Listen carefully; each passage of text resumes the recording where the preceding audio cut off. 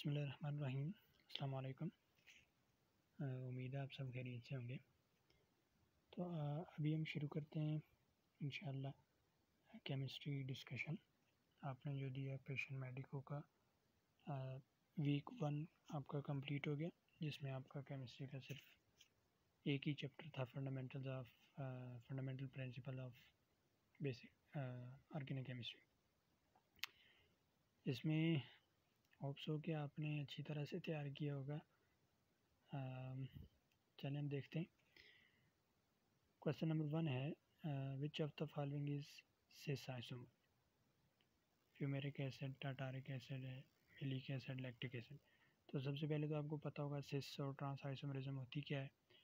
तो उसके लिए हम थोड़ा सा ओवरव्यू देख लेते हैं। मैं आपको साथ साथ बता देता हूँ। लेट इट ओपन हो जाए भाई जी। ये आपको पता है ज्योमेट्रिक आइसोमरिज्म क्यों शो करते हैं, कोई भी कंपाउंड कब जो है तो वो अपनी ज्योमेट्रिक आइसोमरिज्म को कब शो करता है, जब वो दो कंडीशन को फुलफिल कर रहा हो। सबसे पहली बात रिस्ट्रिक्टेड रोटेशन हो। Restricted rotation mean what, simple मतलब रिस्ट्रिक्टेड रोटेशन आप कह सकते हैं कि डबल बॉन्ड, ठीक है, presence of a double bond आप कह सकते हैं रिस्ट्रिक्टेड रोटेशन ही हुई, ठीक है ना। उसके बाद दूसरा जो है वो है different groups attach to single carbon atom. जो एक कार्बन एटम होगा उसके साथ जो अटैच्ड ग्रुप्स हैं दे मस्ट बी डिफरेंट, उनका डिफरेंट होना जरूरी, अल्टरनेट होने चाहिए। जो भी रिस्ट्रिक्टेड रोटेशन के जो कंसेप्टिव कार्बन एटम्स हैं उनके साथ जो अटैच ग्रुप है वो अल्टरनेटिवली अपोजिट होने चाहिए, ठीक है।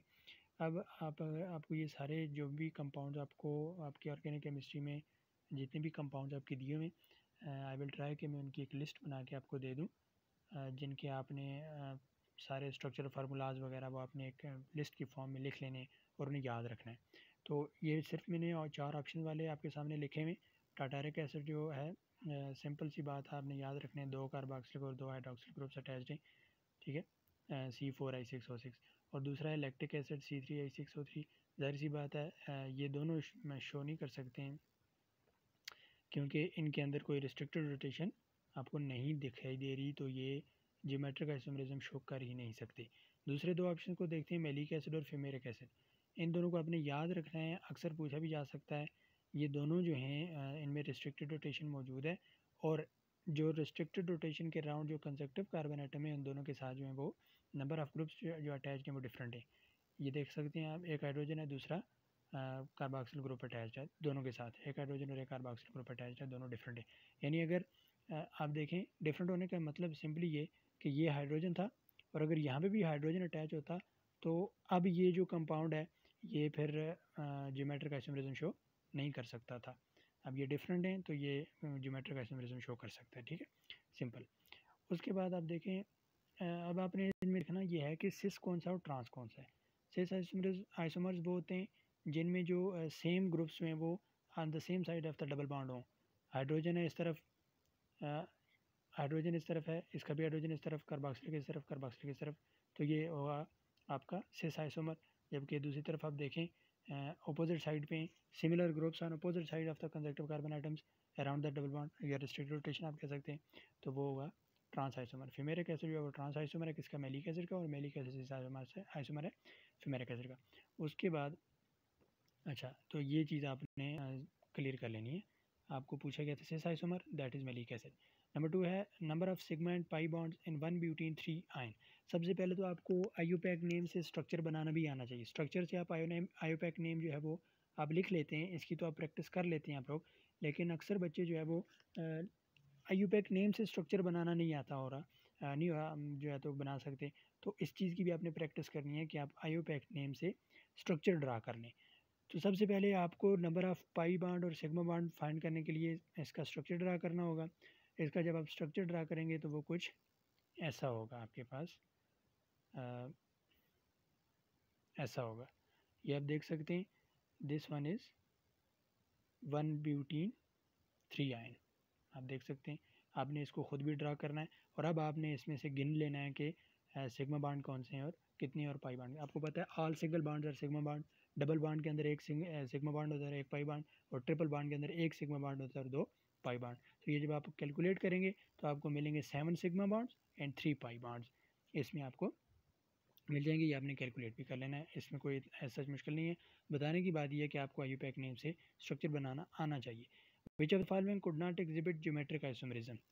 ज्योमेट्रिक आइसोमेरिज्म की आपने ऊपर कंडीशंस पढ़ी, रिस्ट्रिक्टेड रोटेशन होनी चाहिए और कंजक्टिव कार्बन एटम जो है रिस्ट्रिक्टेड रोटेशन के अराउंड उनके साथ जो ग्रुप्स अटैच हैं वो डिफरेंट होने चाहिए।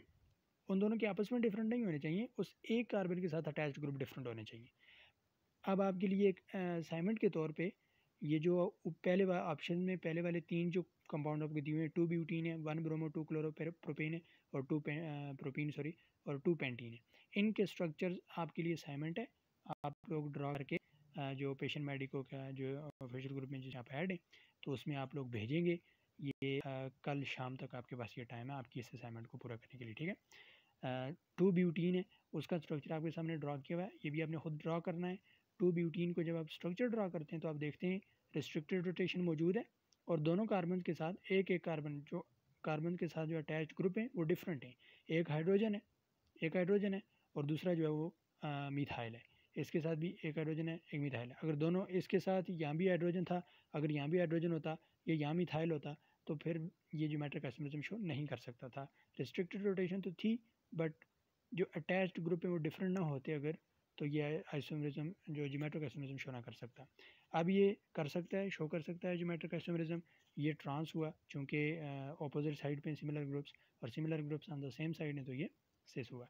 बाकी ये जो 3 कंपाउंड्स आपको दिए गए इनके आपने स्ट्रक्चर्स ड्रॉ करने हैं एज एन असाइनमेंट, ठीक है, और आपने ग्रुप में भेजना है। आई विल चेक इंशाल्लाह। उसके बाद हाउ मेनी का chain isomers are possible for C6H14। अच्छा, C6H14 ना आपको फार्मूला से पता चल रहा है कि ये अल्केन है। तो अल्केन्स की आइसोमरिज्म के लिए आपको एक छोटी सी ट्रिक याद रखें। ये चीज़ आप ये वाला टेबल आप लिख लें और याद रखें कि अल्केन्स के लिए कंपाउंड कोई भी हो less than 3 number of carbon atom है अगर, तो उसके लिए आइसोमरिज्म पॉसिबल ही नहीं होती, ठीक है। 4 से ऊपर के जो कंपाउंड हैं 4 का having carbon number 4 and up to so उनके लिए आइसोमरिज्म पॉसिबल है। और अल्केन्स की सिर्फ अगर अल्केन्स की हद तक बात करें तो ये वाला टेबल आपने याद रखना है।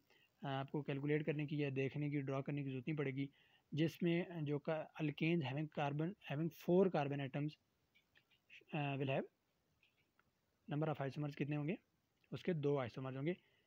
चेन आइसोमर्स की बात हो रही, ठीक है।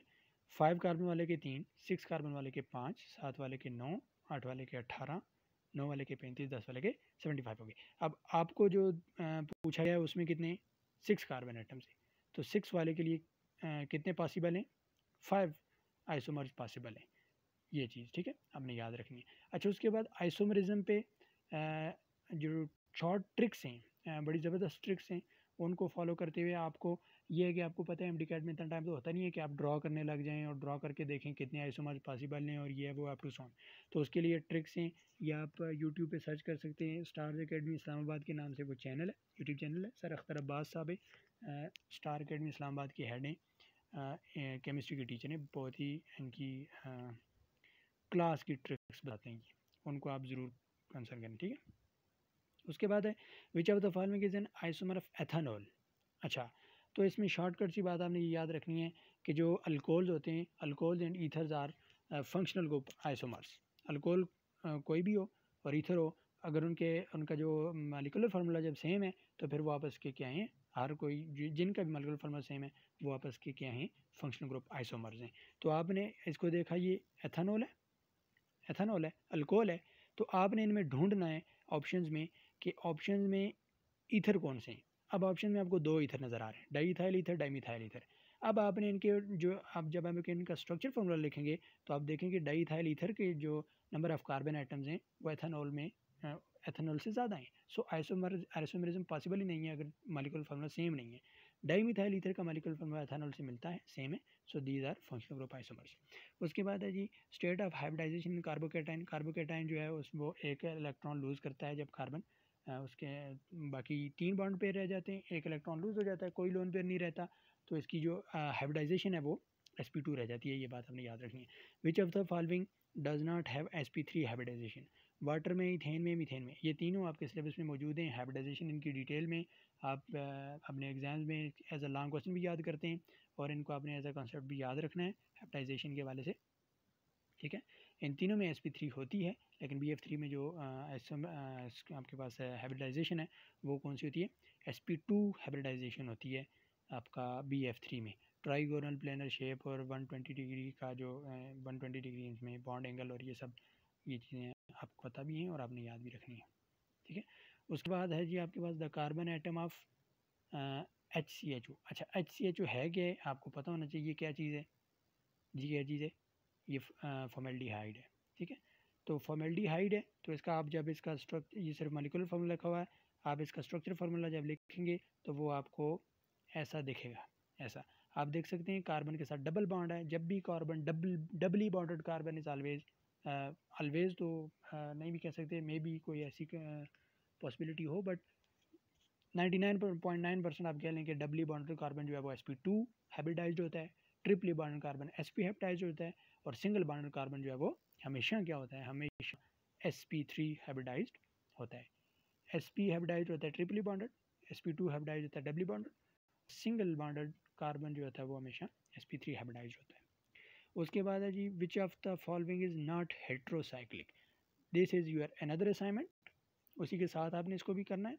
ये जितने भी तीन कंपाउंड है, फ्यूरॉन है, पायरिडीन है, थायोफीन है, ये तीनों आपके सिलेबस में हैं और इन तीनों के स्ट्रक्चर्स भी आपने ड्रॉ करने हैं, पेज पे ड्रॉ करने हैं। वो जो ऊपर वाले अभी मैंने बताया असाइनमेंट के तौर पे वो, और ये तीन, ऊपर वाले तीन भी और ये वाले तीन भी स्ट्रक्चर्स आपने ड्रॉ करने, और एज एन असाइनमेंट आपने कल शाम तक अपने व्हाट्सएप ग्रुप में सबमिट कराना है।